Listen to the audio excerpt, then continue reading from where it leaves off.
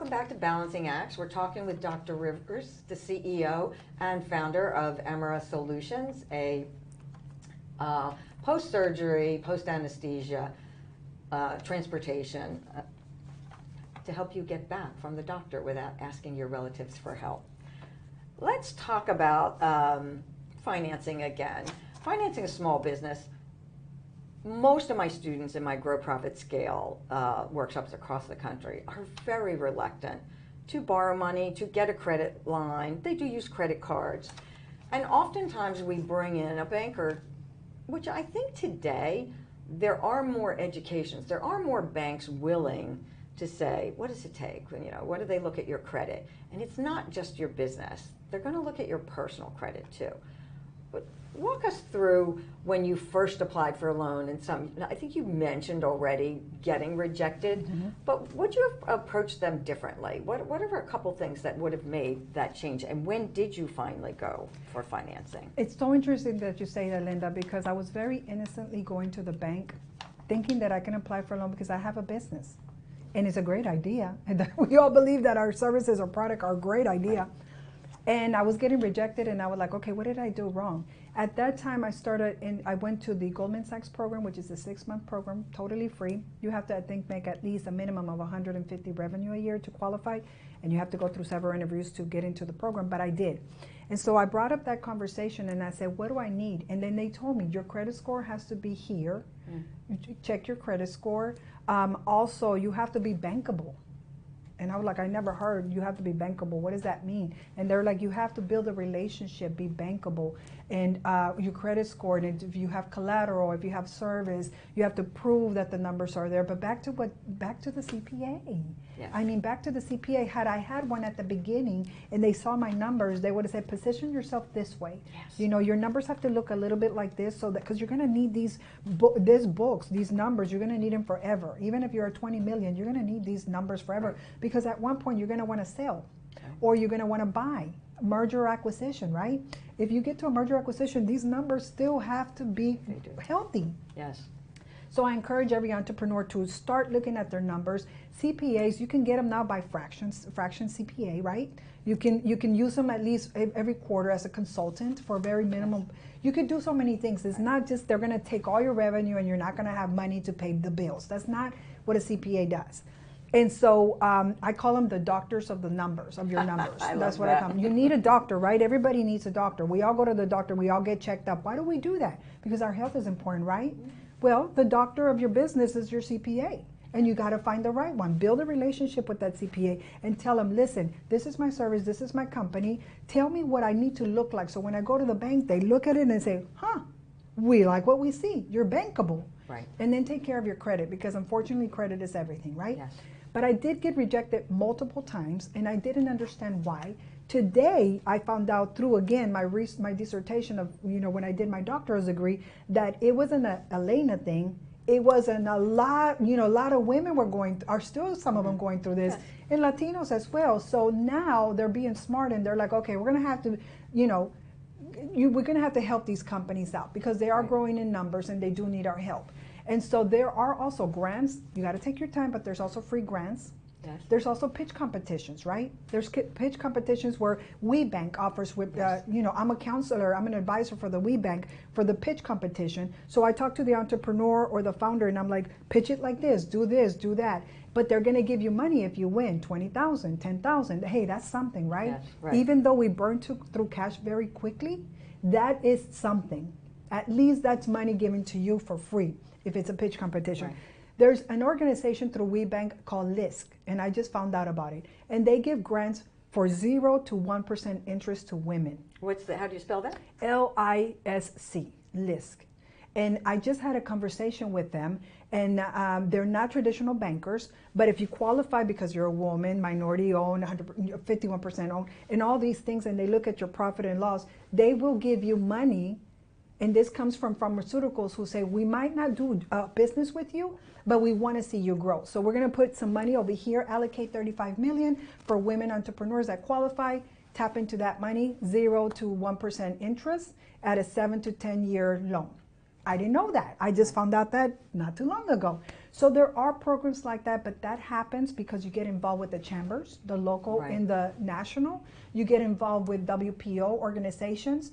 Networking is not about network, it's your net worth, right? The bigger your network, the bigger the ecosystem, the bigger your leverage is, because you're gonna run into someone who has the answer to help you for the next step. Exactly.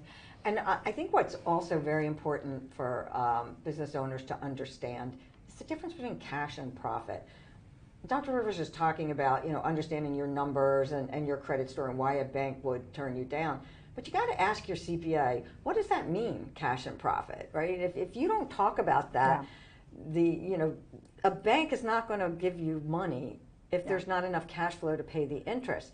Frequently, business owners say, I want to pay the lowest tax. I want to pay the lowest tax. Yeah. But that means you don't have a profit, or you might wipe your profit out. So you have to understand it, and there has to be a story to that when you go to the bank. And unfortunately, you learned after being turned down multiple times. And hopefully, the things we share today with our audience will help them avoid that. I want to move to talking about getting help. So when we first start, I started my business. I've had multiple businesses. I was a bookkeeper before a CPA. I got many people dropping off shopping bags of receipts at midnight the night before something was due. Also, you've had that experience. I've had many of those experiences, and I didn't fire them right away until I learned that they had to get their stuff together. But how did you find help? I didn't have help at the time. Yeah. So I didn't have an assistant. What was the first hire you made? First to hire was the bookkeeper. The bookkeeper, because that's another thing. You start and you say, I'll take care of my books. No, you cannot take care of your books. That's like saying, I'm sick and I'm going to heal myself. Well, that you can do a little bit of it, but you can't really heal yourself. You need that specialist. Yeah. So the bookkeeper is probably the cheapest, but you still need the CPA. So I go back to the CPA, and going back to cash flow, a lot of entrepreneurs, they don't understand to take 10% for cash reserve. From your business, take the 10% cash reserve aside for those rainy days, if you feel comfortable doing that, which you should. And then just making sure, because you see, the CPA is the one that's going to tell you, have you tried this?